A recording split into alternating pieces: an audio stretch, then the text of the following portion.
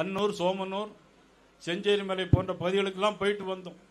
அங்கே மேட்டுப்பாளையம் போன்ற பகுதிகளுக்கெல்லாம் போயிட்டு வந்தோம். அங்கே விவசாயிகள் ரொம்ப வருத்தப்பட்டாங்க. தென்னை மரங்கள் நிறைய இருக்கிறது, வாடல் நோய் வருகிறது, காண்டாமிருகம் வண்டு வருகிறது என்று சொன்னதற்கு அமைச்சர்கள் யாரும் செவிசாய்க்கவில்லை. சட்டமன்றத்தில் விவசாய மானியம் வரும்போது நான் பேசினேன்.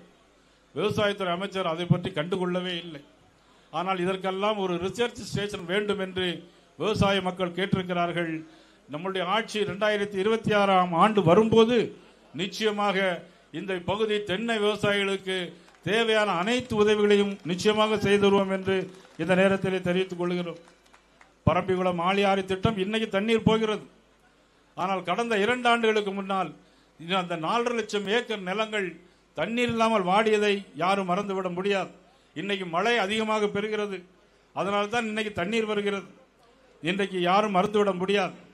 தமிழகத்தில் முதலில் அமராவதி சர்க்கரை ஆலை தோன்றியது.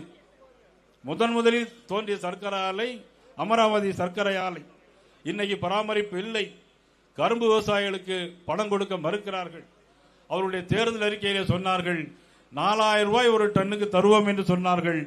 ஆனால் இன்றைக்கு 3000 ரூபாய் கூட கொடுப்பதற்கு பணம் இல்லாமல் இன்னைக்கு திண்டாடுகிறார்கள். அந்த அளவுக்கு மோசமான ஒரு ஆட்சி நடைபெற்றுக் கொண்டிருக்கிறது. கொங்கு மண்டலத்தின் நீர் ஆதாரத்தை வலுப்படுத்த பவானி நொய்யல் ஆறு இணைப்போம் என்று சொன்னார்கள். இந்த வீடியோவில் பார்த்தீங்க. அதை இணைச்சாங்களா? இதுவரைக்கும் இணைக்கல. திருப்பூர் மாவட்டம் கைத்தறி நெசவாளர்களுக்கு கூட்டுறவு வங்கி அமைப்போம் என்று சொன்னார்கள். இதுவரையில் அமைக்கல. ஆனால் அது மாதிரி கூட்டுறவு வட்டியில் உள்ளவர்களுக்கு வட்டி 12% 8% குறைப்போம் என்று சொன்னார்கள். இதுவரையிலும் செய்யவில்லை. இந்த வீடியோவில் பார்த்துருப்பீங்க. நெசவாளர்களுக்கு 1000 ரூபாயிலிருந்து 2000 ரூபாயை உயர்த்தி தருவோம் என்று சொன்னார்கள். இதுவரையிலும் செய்யவில்லை. ஆனால் காங்கேயம் காளைக்கு சிலை வைப்போம் என்று சொன்னார். ஆனால் முன்னாள் முதலமைச்சர் கருணாநிதி அவர்கள் எழுதிய பேனாவுக்கு நாங்கள் கடலில் சிலை வைக்க போறோம் என்று சொன்னார்கள். காங்கேயம் காளைக்கு சிலை வைப்போம் என்று சொல்லிவிட்டு அவர்கள் தகப்பனார் எழுதிய பேனாவுக்கு சிலை வைப்போம் என்று சொல்லி இன்னைக்கு சொல்லிக் கொண்டிருக்கிறார்கள். அதிலையும் படுதோல்வி அடைந்து விட்டார்கள்.